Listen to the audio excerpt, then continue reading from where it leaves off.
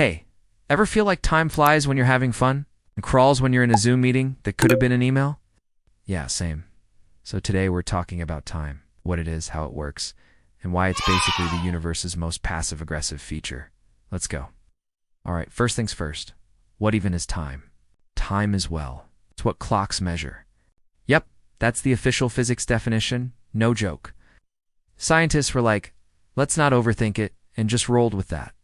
But okay, let's dig deeper. Time is a dimensional like length, width, and height. Except instead of helping you know where you are, it tells you when you are. Think of the universe as a giant loaf of bread. Space is like the length, width, and height of the bread. Time is the fact that you're only allowed to eat it one slice at a time. You can't go backward because apparently that would be breaking physics or whatever. So why does time always move forward? Great question, and the answer is entropy. Yeah, that thing you pretended to understand in high school physics. Entropy is basically the universe's way of saying, let's make things messier. Ice melts, buildings crumble, your room becomes a disaster, even though you just cleaned it. Thanks, entropy. Time moves forward because the universe prefers disorder. It's like a toddler with a marker and a white wall. Things naturally go from neat to chaotic, and that direction is what we experience as time moving forward. It's called the arrow of time. And no, you can't shoot it backward, no matter how many sci-fi movies say otherwise.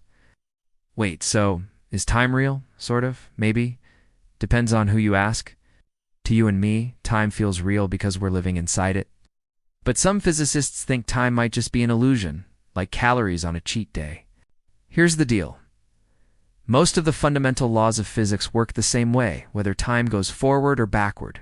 It's like if your car drove exactly the same in reverse. Weird, right? So time might just be something our brains made up to make sense of stuff happening in order. Like breakfast, then lunch, then regretting both. How do we measure time anyway? Good O-clocks, but not just any clocks, atomic clocks. These bad boys don't tick-tock like your grandma's wall clock. They use the vibrations of atoms, usually cesium atoms because atoms are very consistent, unlike your sleep schedule. Atomic clocks are so accurate, they only mess up by 1 second every 100 million years. Meanwhile, I mess up my timing every time I try to reheat pizza. How does it always come out half frozen and half nuclear? What about time zones? And why does jet lag suck? Ah yes, human time. The man-made version. Time zones exist because the Earth spins and humans decided we need to be awake when the sun is up. This makes sense. Till you try to book a meeting across 6 time zones and someone's waking up at 3 a.m.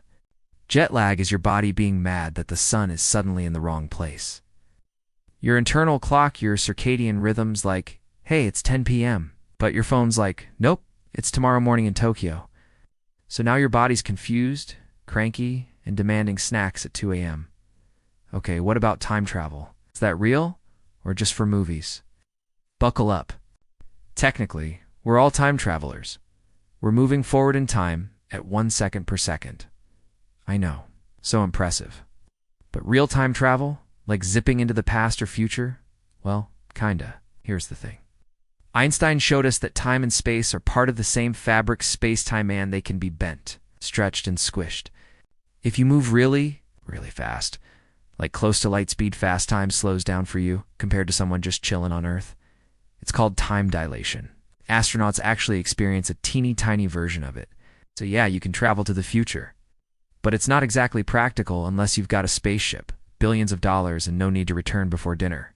Traveling to the past, though, that's where things get messy. Most theories say it's either impossible or would break causality, meaning you could go back in time and stop your parents from meeting, and boom, you never existed. Classic butterfly effect drama. Some scientists theorize wormholes or closed time-like curves might allow backward time travel. But that's all hypothetical, and also sounds suspiciously like a Marvel plot. So what's the point of all this, honestly? Not much. Time is a weird, bendy, possibly fake thing that keeps everything from happening all at once. It's not fully understood, but we all agree it exists because otherwise how would we know when to show up for tacos? What you should take away from this is time is real-ish. It's tied to entropy, motion, and relativity. And it definitely moves slower when you're on hold with customer service. All right, that's time, literally. If your brain hurts a little, congrats you. just learn something. And if not, at least now you can pretend to be smart at parties. Catch you in the future. Which technically is like 5 seconds from now.